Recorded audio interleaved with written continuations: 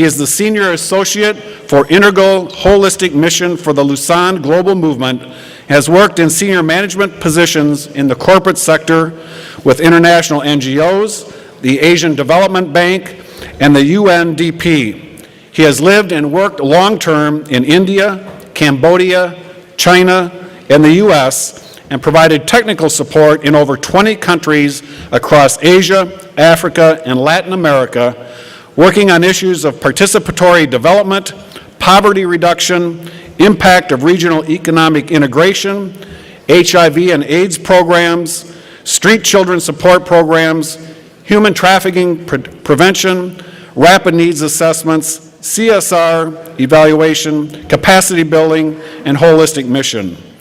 Dr. Jayakaran has developed several participatory tools to measure what matters in community transformation and empowerment.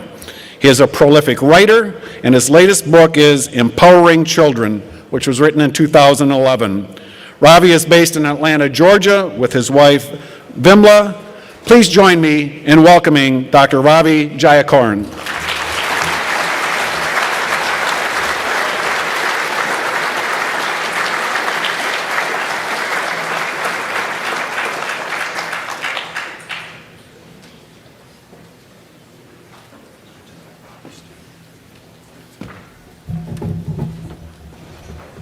Good morning to you all. Wow, I wish I could speak like Pastor. What a voice. And this morning's been a special treat for me because David is my favorite character in the Bible. And then the worship group led us with Be Thou My Vision tune, which is my favorite. Now, David is so much my favorite that our older son is called Amit David Jayakaran, and our younger son is Rohit Jonathan Jayakaran. So my wife said, that's not too good imagination because you're not giving an opportunity for other favorite chapters in the Bible. Yeah. Well, I wish I had a voice like you, Pastor, but what a powerful message this morning. Mine, unfortunately, comes with an Indian accent. And when I came to the US, I was wondering whether I should pick up a little bit of Georgian accent. That would have confused you. Well, the thing I love about David is his perspective. And the Israelites were looking at Goliath and saying he's too big to hit. Their perspective was from an earthly perspective. They said he's too big to hit. David looked at it from God's perspective. His angle was he's too big to miss. And that's exactly what leads into what I'm going to be talking about, leadership and empowerment. Is this a contradiction of terms?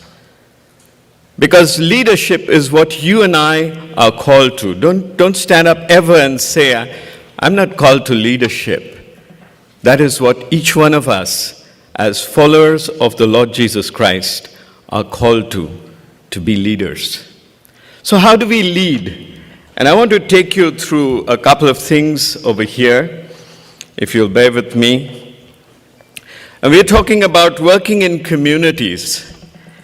Empowering communities is about leading with strengthening their survival strategies. And I'm going to walk you through that. We had a group yesterday in one of the breakout sessions, and we were talking about this whole thing of how do we empower a community. So I'm going to take you through that. And in order to understand this, we would need to listen to a parable. My Lord Jesus Christ loved talking in parables, simple day-to-day kind of stories that talked about life and gave new perspectives on that. So I'm going to take you through listening to a parable, the parable of the empowered community. You probably haven't heard this one. It didn't make it to the NIV, but it's going to be something I'm going to share with you. So this community, the empowered community, before it was empowered, lived on top of a mountain. And you can see that way up there on the left side of your screen, this community that lived there. And they spent a good part of their time looking at the valley below, where people lived in nice big houses, like apartments. And for some reason, they would surface on top of the apartments, and then they would disappear, and they would come at the bottom. And these people were so fascinated. They spent a lot of time. Can you see them there? Looking down. Those are not binoculars. They're just their hand held over their eyebrows and looking down. And they would spend a lot of time looking down, and let me give you a close-up. So they were there looking down at the valley below, and what seemed to fascinate them was the way in which these people lived and looked so happy. They were so far away they couldn't even see their faces, but they assumed they were happy. And they would all come back there and spend a good part of their time looking down below at this community that seemed to be so good. And they would say, we wish one day we could be there. Go down there, be like them. And what happens when you stand at the edge is you can fall off. And as people would fall, all you would hear them was shouting, saying, ah, or something like that. And the next thing, they would hit the ground, clunk, and be seeing stars. And then, of course, this community up there on top of those houses, they were philanthropers, and they would look down and say, man overboard. And then two of their volunteers would run across and pick up that person and carry him off to a hospital. I'm saying him, it might have been her also sometimes falling off. And in due course of time, because as soon as one fell, the next one, they would wait for the next person to fall, then someone else would run. So they improved their technology. And they brought in some appropriate technology, a cart. And do you see the pillow there? And part of the triage was make sure that put the arms over the chest. And they were so busy. Can you see the guy up in front? They were so busy he didn't even have time to shave his face. And the guy behind him was like no time to comb his hair. They were really busy. And they got so busy that people started improving and making investment. And they got an ambulance. Now, this is a black and white photograph, so you don't see that the cross is a red cross there. And you don't hear the siren because it's not audio-visual, sorry. And they got really busy, and they were doing all sorts of things, taking people to their, as soon as they fell, they improved their downtime and so on, that someone even funded them with a helicopter to provide appropriate oversight. Again, that's a red cross, black and white photograph, so you don't see that it's a red cross. And so on, and there was a whole system developed. There was even an onboard evaluator. Do you see the evaluator there? Sitting on top. Evaluators always wear a cap. I don't know if you noticed that. And they even employed a person there who was disabled. Can you see the guy who's providing all the data? So they sort of had this appropriate kind of opportunities for everyone. Onboard data collection, onboard evaluation, systems in place, and so on. And of course, donors were impressed. And then more donors came along. And then even more donors came along. And very soon, they had a really good system. And then they employed advanced techniques like total quality management and CQI, continuous quality improvement. And with all of this stuff going on, they were able to establish a really well-oiled system. A lot of employment opportunity. You saw earlier only 2 people ran out and took the person to hospital. Now they had a whole series of people to take notes, to wipe away the sweat and the tears and the blood, and then carry them on. And in fact, they even had a commemorative stamp. You don't believe me? It was a forever stamp because they thought it had long-term impact. And so they did that. And life would have gone on very happily for all of them, except one day there was a Christian there in that group. And he's not using binoculars, but he's just looking up. And he said something that was extremely controversial. He said, "These people keep falling off that cliff.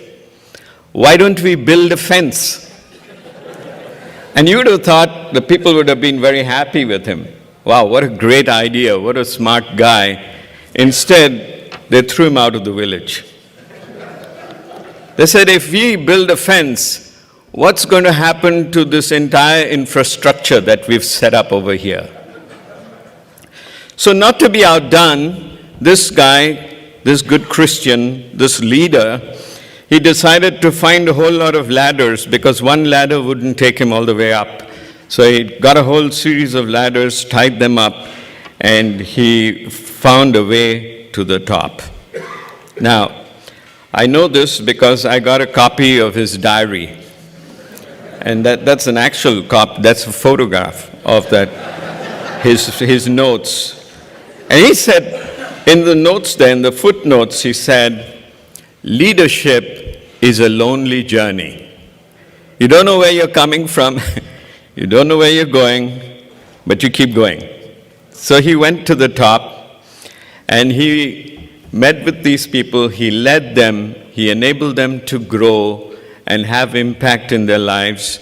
He talked to them about God, he worked understanding their situation, and because he seemed like a nice guy, the people did what he said. He said, let's build a fence, so they built a fence. But they built a fence out of bamboo because they didn't fully trust him.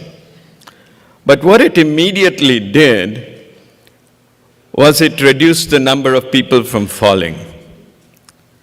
But as time passed, there were 1 or 2 adventurous people who would climb even on that bamboo fence and fall over.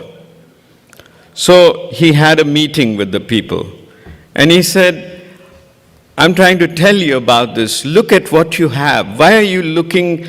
Why do each one of you go and try to get across and look over that fence at the edge of the cliff and look down below? And I said, because we don't have anything here.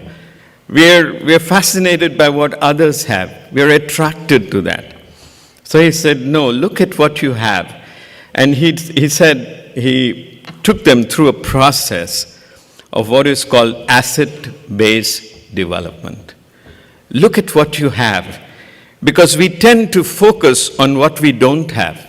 And we see this as Christians, that even when Jesus said, here's this big crowd of people, you feed them. And the disciples immediately came back with what they didn't have. It would take us so much money to give each person a little bit to eat. And Jesus got them to change their perspective, to try and see the way he sees. And he said, go and see what you have. And that's the focus of good leadership. Enable people to see what they have and appreciate it. And so he did that.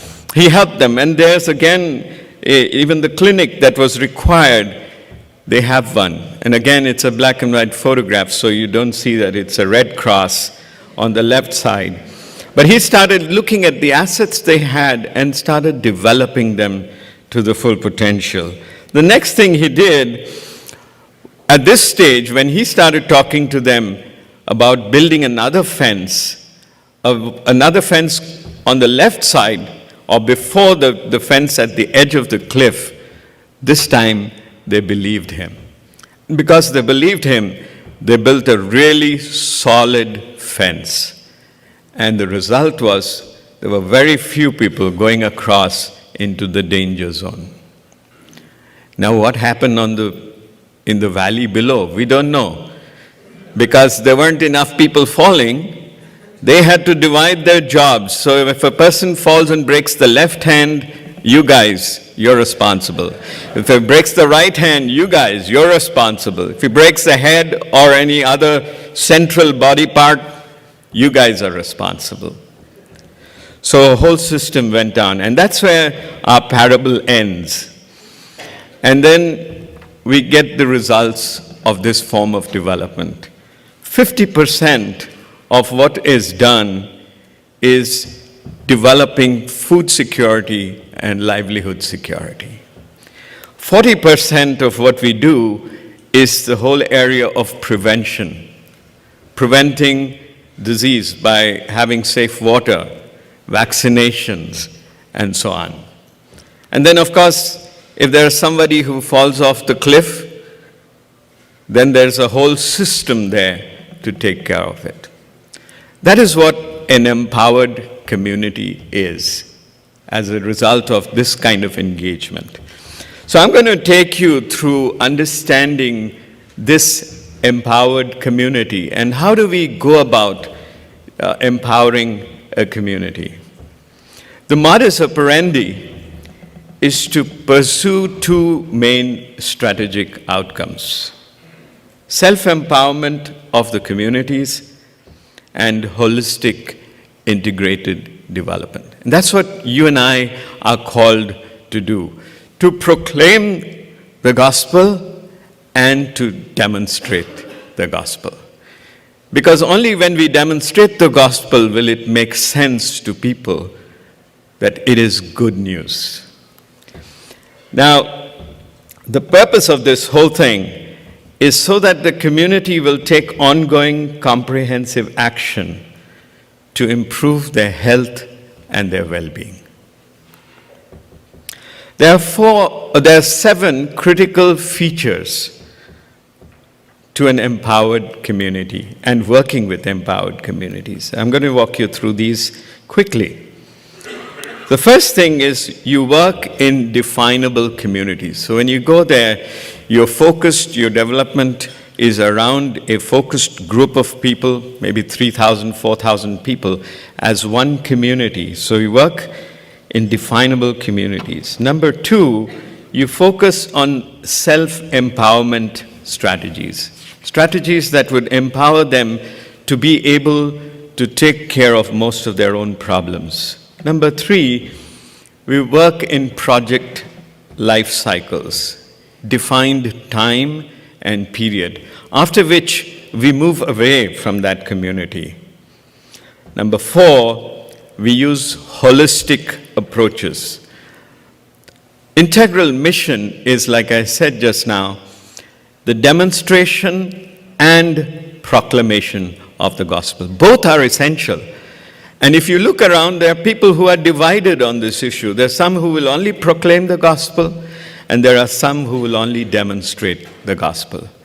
These two need to be in seamless continuum, working together. You also see that there's a need to focus on children. When we focus on children, our approach automatically becomes futuristic. Why does it happen? Because a child is the future in the present. So when you focus on children, your programs automatically become holistic and futuristic. Number 5, work in partnerships. And many times people say, oh, that's not part of our ministry. Find someone who is like-minded and engage them in the whole process. We don't need to do everything that needs to be done ourselves. Enter and foster partnerships. Number 6, we must have measurable and relevant results. Someone said this beautifully. He said, "You don't get what you expect, you get what you inspect." So if you have a system where you're measuring the change that's taking place, you'll be able to see progress, which will encourage you, and you'll also ensure that you're getting towards the goals that you set. And finally, it must be cost effective. The intervention must be cost effective. Because once it's cost effective, people can see it, emulate it, multiply it. All right. I trust you're all still with me and that you haven't got lost along the way with my accent. I want to walk you through a couple of quick things. One is, how do we get into these communities? So you enter into the community, find out what their greatest need is, start responding to it, and then expanding on some of the issues and addressing them more specifically, and even more issues, till finally you're making a difference in the entire community. So, a couple of issues on entry points. There are different ways that we work in a community, but let us understand what is the survival strategy. What is this thing that I keep mentioning, survival strategy? What is a survival strategy? A survival strategy is made up of 4 S's. It's easy to remember. The first S is a stock of resources. You need resources like land, water, livestock, place to cultivate, forests for fuel, and so on. So these resources are required by the community. And so they take the resources, but resources by themselves are not sufficient. You need skills to be applied to those resources in order to generate revenue or an outcome. And how this is done, how does the skill get applied to the resources and to which resources is determined by the stakeholders who are the people who live in that community, the primary stakeholders in that community. So those are the 3 S's. And they continue like this for some time, for a couple of years, and then they find there are gaps between what they want to do and what they are able to do. So this search around again, are there other skills that we can add to this? Are there other people who can come and help us? And when they find they can't find anybody else, then they take the 4th S, they add the supernatural. So a community that you go to is already holistically integrated, but it's not integrated the way we want to in a biblical way, because they have taken their empirical world, the things that they can do, and the supernatural world, and join them together in holism. When we talk about holistic approaches as Christians, we are talking about the empirical efforts, and we are talking about the spiritual. The spiritual comes from God. What's the difference between these two? What the community has with the integration with the supernatural enslaves them. Whereas when we go in a Christ-centered fashion, engaged in both the demonstration and proclamation of the gospel, that holism is something that liberates us. And that is the powerful difference that we are called to engage with in the communities. Now, a couple of quick things about the survival strategy. And I want to list these so that if you're writing notes, you can write them down. A survival strategy should be physically possible. A survival strategy should be socially acceptable. A survival strategy should be environmentally sustainable. A survival strategy should be economically viable. It should be technically feasible. It should be politically palatable.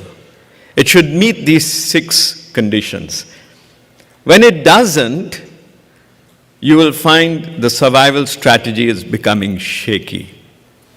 And just like if you take a bowl and put lots of seeds or something into it and start shaking it, what happens? You're all very quiet. They'll fall out. Which ones fall out? Which seeds fall out? The ones that are on the edge, not the ones at the bottom. The ones on the edge will fall. And the more you shake it, the more seeds fall out. And that's what you see happening in communities. When their survival strategy becomes shaky or unstable, people start leaving the village.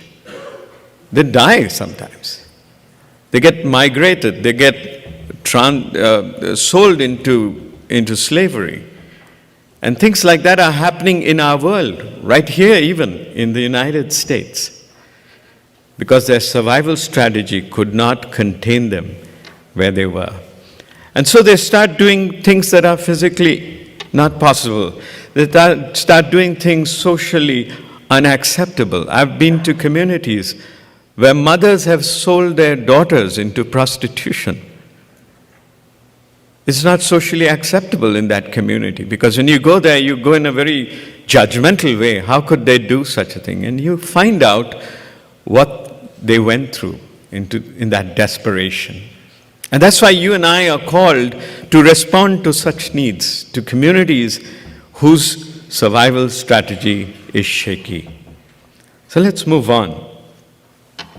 How do you find out what is the survival strategy of a community? But before that, let me give you, in a linear fashion, what the whole thing is all about.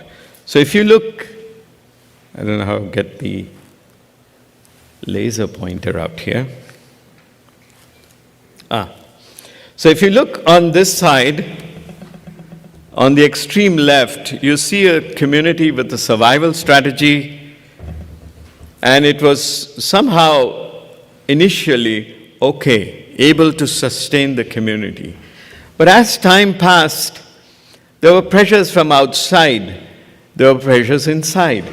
The population increased, the resources depleted as compared to the population, and because of these pressures, the survival strategy became shaky.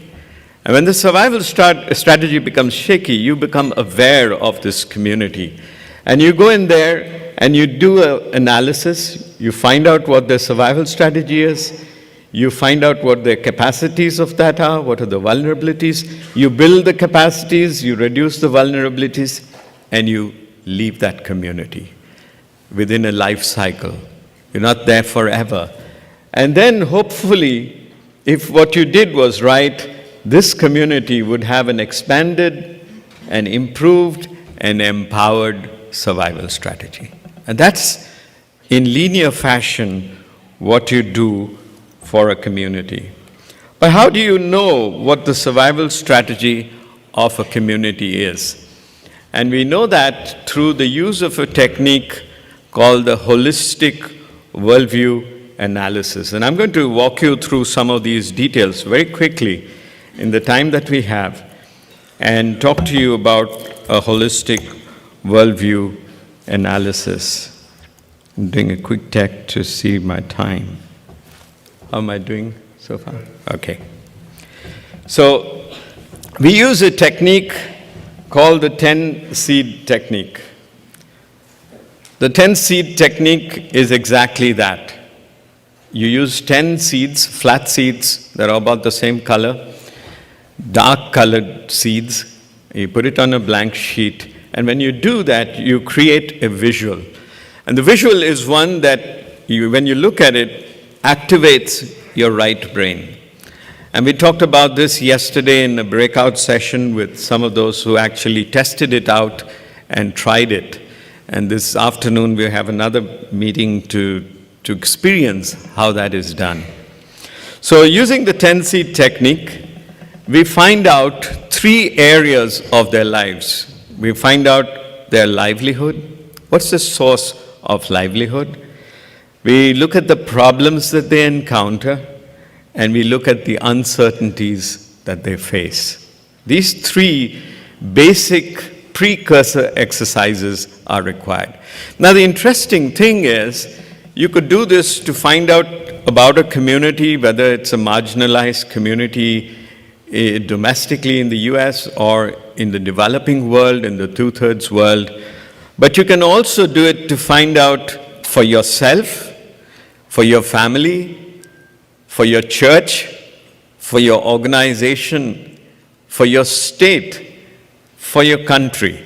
So the worldview analysis is a tool that can apply in multiple places. So here's the first one, a livelihood analysis. So we identify a focused group, 8 or 10 people, because in group dynamics, that's the perfect size of a group. And then we show them the 10 seeds and we say, imagine that these 10 seeds represent all the revenue that your village gets in 1 year, in cash and in kind, from every source, from everyone in this village. If we could bring it all and put it in one place, 10 seeds represents all of that. Where did this revenue come from? In this community, they said they put 2 seeds for business, 1 seed for agriculture, and 7 seeds for selling labor or casual labor. This is a community that has lost its agriculture production, had destroyed its potential for producing, and now is left with no option but to sell labor. So when somebody needs to employ them, they go there and get employed doing casual labor. So those are the sources of revenue. Now, if you did the same thing in a church, your sources of revenue may be rent, maybe the tithes and offerings, and donations given by different people. So you could do that and apply it in multiple situations. I encourage you to try and to do this on your own and with your church group. Then we take the second exercise, which is the problems. So we took again, with the same focus group, that is, giving this information not for themselves, but for the whole village whom they represent. And we gave them 10 seeds, and we said, imagine that these 10 seeds represent all the problems that you have. On a blank sheet of paper, group the seeds in such a way that you show me different problems. If they're a big problem, more seeds. If a small problem, less seeds. And so they grouped this and they said 2 seeds were for poor health. 20% of their problem was poor health. 3 seeds was poor education. And then they put 5 seeds to show that water was their problem. So I said, could you be more specific? And they said 2.5 seeds would represent unsafe drinking water. And 2.5 seeds would represent that we don't have water for irrigation because the rainfall doesn't come in its right season ever since the environment has got degraded. And so now we don't even have water for irrigation. And so that gave us a profile of their problems. And then we asked them about the uncertainties. And you can see in the background, you can see the group that's working on this. If I give you again 10 seeds, what are the uncertainties that your community faces? Now the interesting thing is, just finding out problems and the livelihood source is sufficient, but both of these are affected by the uncertainties of the future. Now the difference between an uncertainty and a problem is an uncertainty may or may not happen on an annual cycle, whereas a problem will happen every year.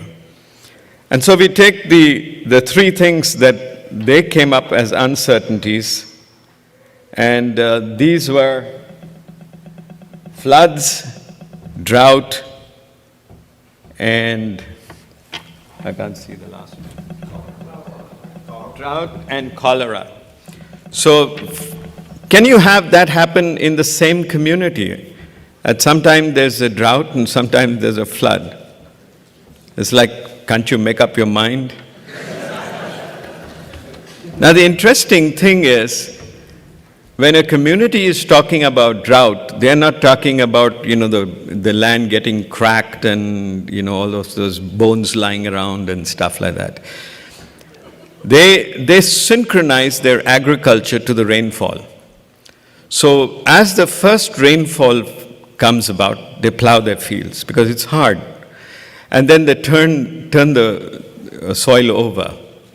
Then the next rain comes. By this time, they've already plowed and prepared their fields. So they broadcast seeds, and the seedlings sprout and come up. Once the seedlings have sprouted, within 10 days, they need rain again.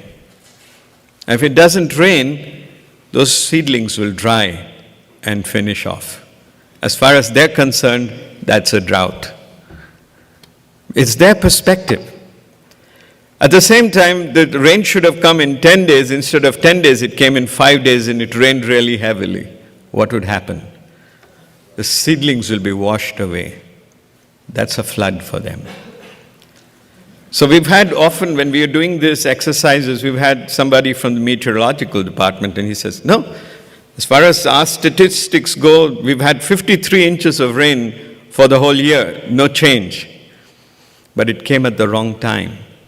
And it completely destroyed things for this community. So we take these 3 bits of information, and as you can see here, that's one group, that's another group, and that's the third group. So this information is put on this diagram, these 3 concentric circles, and I'm going to explain a few things about that. The innermost circle is what the community controls. The innermost circle is what the community controls has influence over. The second outer circle is what it depends on outsiders. When I was talking about the survival strategy, I told you resources, skills. Skills that they have, skills that they bring from outside. And then the outermost circle is the gap. It's the gap between what they need to have and what they actually have with the help and support of outsiders. So that takes it to bringing it into a survival strategy. So there's the survival strategy. And then now we take the seeds and place them in the slices of the pizza that you have here, the concentric pizza. Are you with me? Again, everyone's very quiet. So either you're seriously listening or you're seriously given up. Now I want you to understand this. For example, in any one of these areas, let's see, as far as the water is concerned, the drinking water, the 10 seeds now go this way. And in order for you to be successful with drinking water, how much is in your control, how much is in the control of outsiders, and what's the gap? You see that? So for the people on this side, so you're looking at water. How much is in your control, how much is in the control of outsiders, and how much is out of your control. So that's pretty high if you look at it. Now I'm going to show you a digital version of the same thing, but before that, let me tell you a quick definition of what transformational development is. Transformational development is progressive, permanent, God-intended change. Progressive, permanent, God-intended change. God wants us to grow to the fullness of our potential. Now, I lived and worked in China. So in China, you can't have a definition with God in it, because it doesn't make sense to the Chinese. It takes some time before they begin to understand who God is. So for them to understand, I used a modification of that definition. And I said, it's progressive, permanent development to full potential. And I discovered something for myself. That is exactly what it is. We see that it is God who's built us to the fullness of our potential. And that's why Paul said, I labor hard till I find Christ manifest in you, grown to the fullness of the stature of Christ. Okay, so let's look at the worldview analysis and a preparation on how to do integral mission. So the secret is W3P7. So make a provision to write down what these are. The W3P7 strategy for integral mission. And I know some of you are going to be excited about this, and some are going to be worried too. Okay. So W3, the first is works. Works in response to the needs of their survival strategy. That is important. James says, I can't go to someone and say, God be with you, my brother. I know you're shivering in the cold without a blanket. God bless you. Amen, and be gone.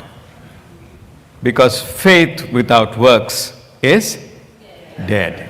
So I need to respond to those needs. Works. But works without the words will leave the gospel incomplete. Because God's words are powerful. His word is a two-edged sword that deals with the person listening as well as the person speaking. His word brings life. It brings meaning. It brings encouragement. So we need to speak, because I told you the areas of gaps in their lives, in their survival strategy, are the places where they look to God. And I'll give you something very interesting when we relook at the worldview analysis, because a pastor can look at the worldview analysis and say, that's my sermon outline. Those are the things I need to prepare my congregation to be good, effective witnesses. Works, words, and what do you think the third one is? Wonders. The wonders are not our responsibility. God is at work in the community, and He will bring those miracles of transformation, changes in attitude, openness to His word, openness to the people, favor to the people that are working in that community. Sometimes there'll be miracles of healing. Sometimes it will be the use of good and advanced technology that will help them. In Africa, especially in Kenya, the lake or the pond, which is the water source, is the place where the community sees its deities dwelling. So they get into the water, they drink, but before they drink, they wash themselves, they stir up this water, and it's all full of mud. And then they collect it and they take it home to drink. And that's where all the cholera was coming from. That's where, because people not only bathe, they do all sorts of things in that water. And their animals also come and do the same thing. And the people might hide and do it, but the animals do it openly. And so that water is terribly contaminated. And we found it was so hard, and you suggest to them to filter it. The biosand filters don't work there because the sand gets choked up with all the mud. So we introduced a technology, and before we did that, we were praying, God, give us insight on what we should do. And we discovered a very powerful water filter that is 0.1 micron, so it can remove anything that is of any kind of infection. To them, it was like a wonder. But it was a wonder of technology, because they use the same technology as they use for kidney dialysis. So the first part of this thing, which is the overarching, is works in response to the needs, words that are appropriate, that encourage them in the areas of their gaps and wonders. And then let's look at the P7. The first P in this is strategic prayer. And I call it the 4-level strategic prayer. Just like in a project, you have a strategy level, you have management and administrative level below that, because they are responsible to fulfill whatever the strategies are. And then you have a program implementation level. Those are the ones that carry out the work that the management and administration says to do. And then at the bottom, you have the grassroots level, where people are the ones that are the beneficiaries of that entire process. In the same way, in the spiritual realm, there are 4 levels. There's the principalities and powers. There are the political and administrative leaders. And then the priests and the shamans. If you're familiar with Western Africa or Latin America or Asia, the priests at the ground level, and then you have the people. So strategic prayer is prayer that you pray for a community that you're going to get engaged with from outside. This is even before you've been there. And you're praying for that community very specially. And it's empowering for us as leaders to understand how to do that. So that's the first P. The second P is the presence of God's people on the ground. You and I are called to go. Sometimes we can't go, but we might send someone. Make sure you're sending people who are believers to that place. Because there's a whole area of transformation that begins just by the presence of God's children on the ground. And I want to tell you something that's very exciting. As a child of God, the place where you stay and live, the place that you walk in, is blessed because of who you are. You're a child of the living God. And Satan gets us so caught up with all sorts of things that we even forget and feel sorry for ourselves. But the place is blessed because you and I go to that place as God's children. And I got this as a beautiful understanding because the morning I was reading and I was seeing Psalm 125:3. And this is what it said. The scepter of the wicked will not prevail over the land allocated to the righteous. And it goes on to say why? Because God does not want His children living in a place to turn their hands to unrighteous things. So God, as soon as His child gets into a place, cleanses it. Your very presence brings transformation. Wow, what a powerful thing. So the presence of God's people on the ground. So if you get a chance to visit a project, go. Go with that blessing for that place. Because as you walk around that place, God begins to cleanse it. If the project staff are believers, that's a permanent cleansing. P2, presence of God's people on the ground. Number 3, prayer for healing of the land. When you go to a place, a new place that God has asked you to visit, go there and pray for the healing of that land. David's son Solomon, he was asked, what do you want? Ask and you will receive. And he said, give me wisdom that I might govern my people. And God blessed him, and blessed him tremendously. And then he made this beautiful temple for God. And if you read that whole chapter, the inauguration of the temple, and then Solomon had a bronze platform right outside that he put. Now the people were wondering, what is he going to do on that? And then as the inauguration of the temple had taken place, Solomon got up on that bronze platform. And he looked around and all the people were there in their fineries, all the people of Israel, all the elders, everyone was there. And then Solomon got down on his knees and he said, oh great and awesome God, this great temple that I built is nothing before who you are. He fell down humbly, proclaiming that. And that night, God appeared to him. And God was pleased with him. And he said to him a promise. He said, if my people who are called by my name will humble themselves and pray, I will hear them and forgive their sins and heal their land. So when you walk in a place, you have the authority to ask for that. Lord, heal this land. Let the rain come in its season. Remove thorns and thistles that came as the curse upon the land when Adam and Eve sinned, and which has been inherited all the way down. God, heal this land.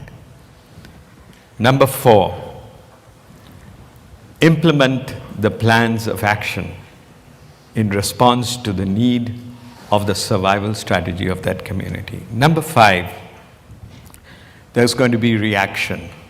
When this begins, when changes begin, the powers of darkness are going to try to confront. So confront them, because greater is He who is in you than he who is in the world. That is the power God has given us, the privilege God has given us. And then number 6, partner with the local church. Partner with the local church. I will give you a story at the end of this presentation that is a powerful reminder of how God works. Partner with the local church, because the church is God's representative on the ground. And then participate with God in what He is doing. Many of us think that God went into a community with us in our backpack. No. He was there well before you. He was in that community working. He has chosen for some reason to use the institution of humans to fulfill His task. But He's not bound by that. God is at work in the community. So that's the W3P7, the W3P7 first, the W's being the overarching and the P7 being the strategy. So I hope you've been able to note that down. Now I want to take you to that same village that we looked at. I took a photograph from their wall. They had, the worldview analysis was on their wall. Because when this was done, the community was so excited. They said, this becomes so clear now. If anyone comes to our village to help us, we will bring them to see this. And we asked them, can you help us to do something about this? If you can't, if you've got other programs, please take them somewhere else. If it's related to this, bring it to us. So let's take it to the digital. And I want to explain to you quickly. You see, there's number 8 is green, and all the rest are red. So the way we calculate this is the total seeds in each section on the inner side, the innermost circle, compared to the total of the 2 outer circles. If the outer 2 circle total is more, it becomes red. So just take a look at one of them. For example, number 7, poor health. 3 on the inside, 7 on the outside. That's 2 plus 5. This is more than this, it becomes red. Okay, are you with me, everyone? Okay, for this side, any one of these, let's say agriculture, innermost circle total compared to the total of the outer 2 circles, if this is more, this becomes red. Do you see that? Okay. Now there's one exception here. Look at the one that's green. Total in the innermost, total of the outer 2, 5, innermost 5. So that's equal. So the community is asked now, both are equal, but which direction does it go in? So they said, because we know how to deal with cholera, we know the symptoms of cholera now, we know what needs to be done, we know how to prevent it. So even though it's equal, we say it's a capacity. Okay? So we calculate on the left top, if you look, there's a thing that says SSEI. That's a Survival Strategy Empowerment Index. It's calculated by the number of green divided by the total number of green plus red. Okay? So there are 10 segments. 1 plus 9, 10. So 1 divided by 10 is equal to 0.1. Okay? So now what you can do is you can put this in a graph. So you've got a bar chart there. That's what we call the baseline. That's when we started. When the project started, that was the baseline. Then in 2009, how many greens? How many reds? And so 9 plus 1, 10. 1 divided by 10. Survival strategy is 0.1.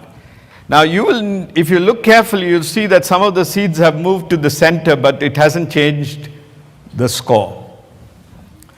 Let's look at the next year. So 2009, it's the same as in baseline. Let's look at 2010. How many greens? And how many red?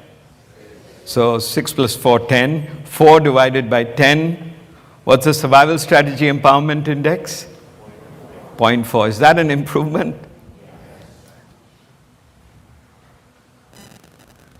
So that will inspire people who are engaged with this project, funding this project, involved in partnering with this project. Let's look at 2011.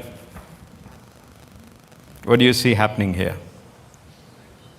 6 divided by 10, 0.6. Is that an improvement? Tremendous improvement. So you remember what I said about measuring the progress, measuring what matters?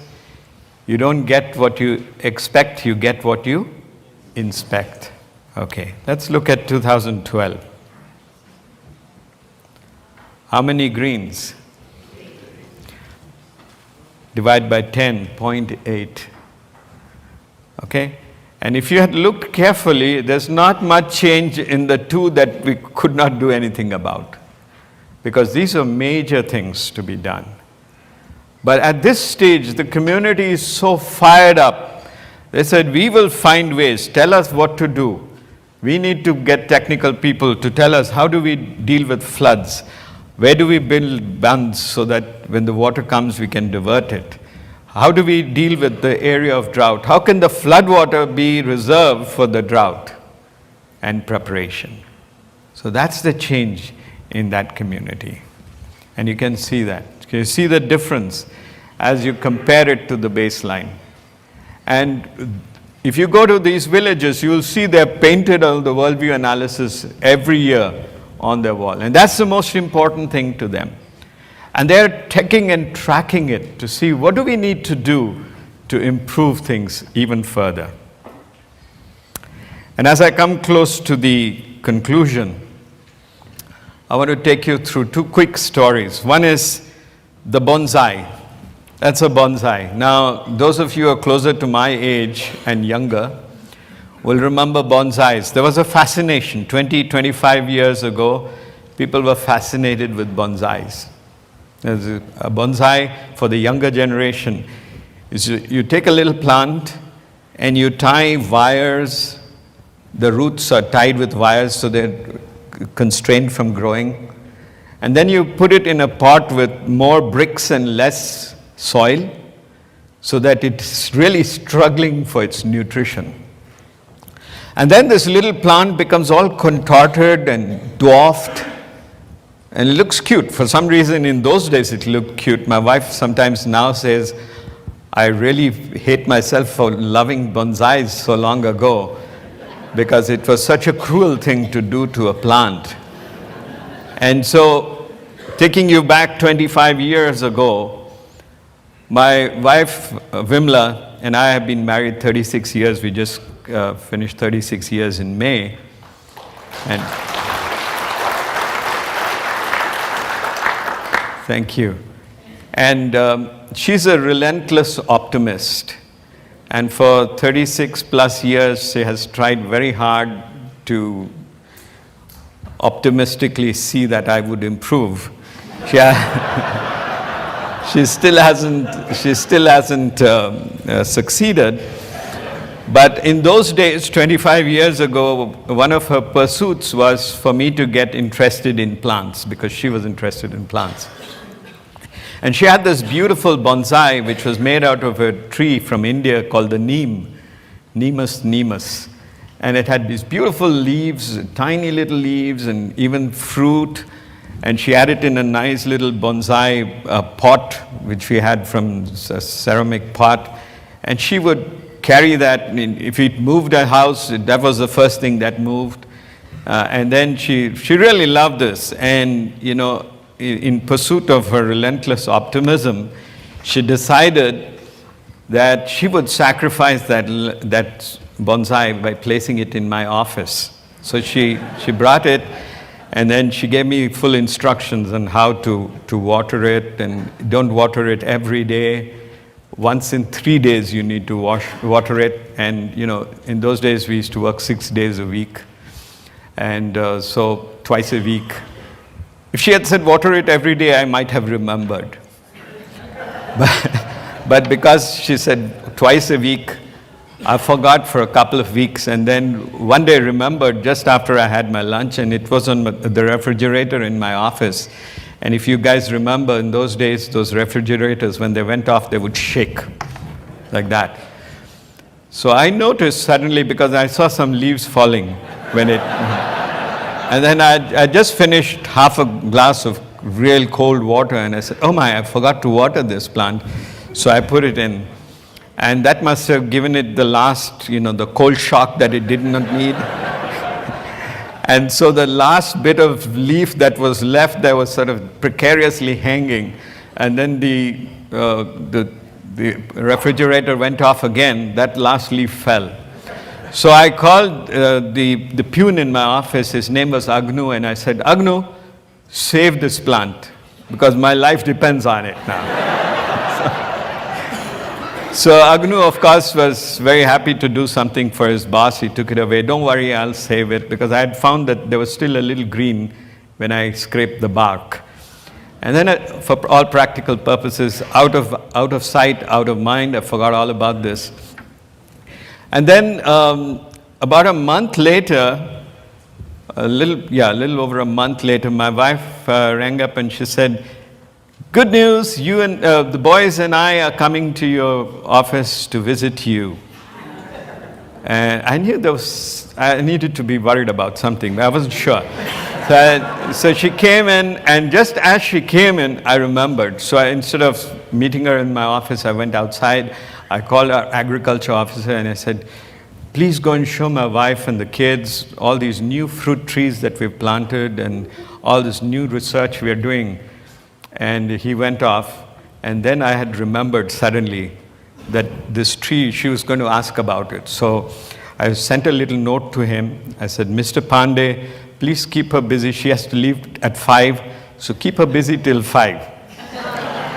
And he did. So just as she was going, she said, I wanted to ask you something, but I've forgotten what it is. We're getting late for this appointment, so she was off.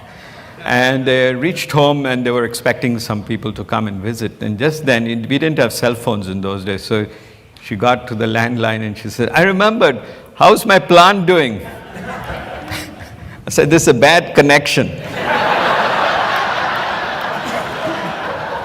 And then I was searching for Agnu. I said, Agnu, where's Agnu? Find him. We couldn't find him. And then much later, we did find him. And I said, where's that plant I gave you to save? And he said, you'll have to come to the back of the building. I said, no, bring it here. He said, no, I can't bring it. You'll have to come to the back of the building. So I went in there and I said, why is it at the back of the building? Why isn't it in the pot? He said, oh, you know what? When I took it out of the pot, somebody had put all bricks and very little soil in. And so I shook that plant up, and you know what? Some stupid person had taken a lot of wires and tied the roots. So I could feel my heart going, you know, boom, boom, boom, boom, boom, boom. My feet getting cold. I said, what did you do? He said, I removed the wires.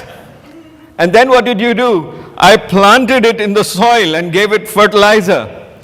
And then we reached this plant, and the little bonsai, which should have been that big, was now about that big.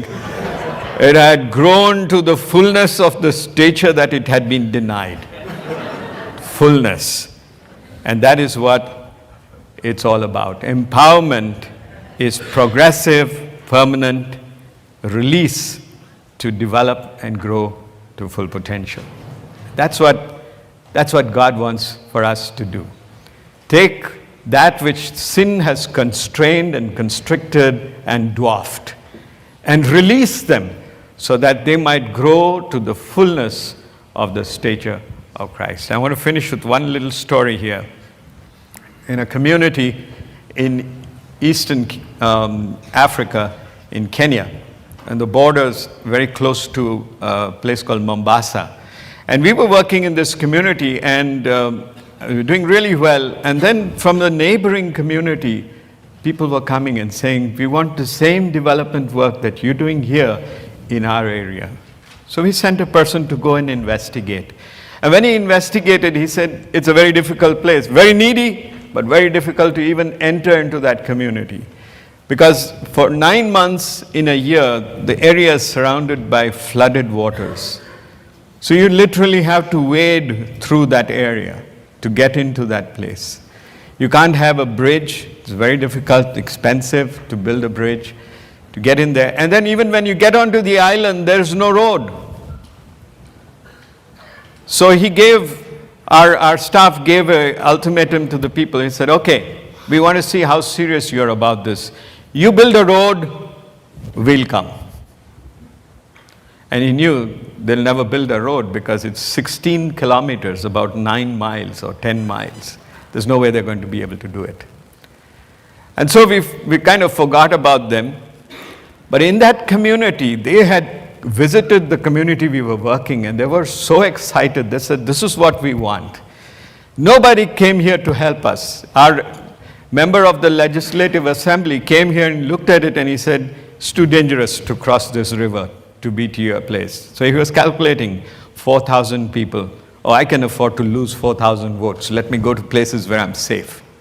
Nobody wanted to help them. So they got together, and they said, if we want to see these changes, then we must be empowered as a community. And our biggest problem is our lack of unity. In 4,000 people living there, there were 10 churches. One of the pastors, his name is Willie, from that church, came and he started organizing. He says, we belong to Christ. We have differences, but we belong to Christ. Let's come together.